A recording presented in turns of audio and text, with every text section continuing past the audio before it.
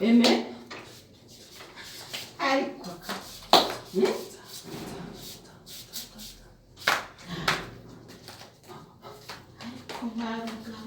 barakabura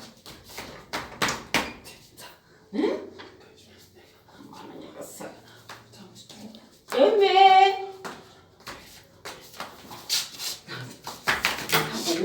mama bigenze bite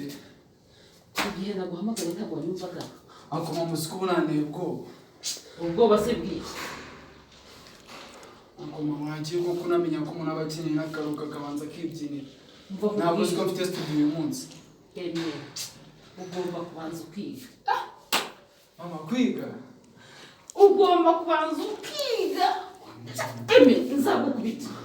ase mama reka mubwize ukuri wese waburetse wese ngiye mubwire ako mama ni gute nzahera ku wa mbere niga ku wa kabiri asa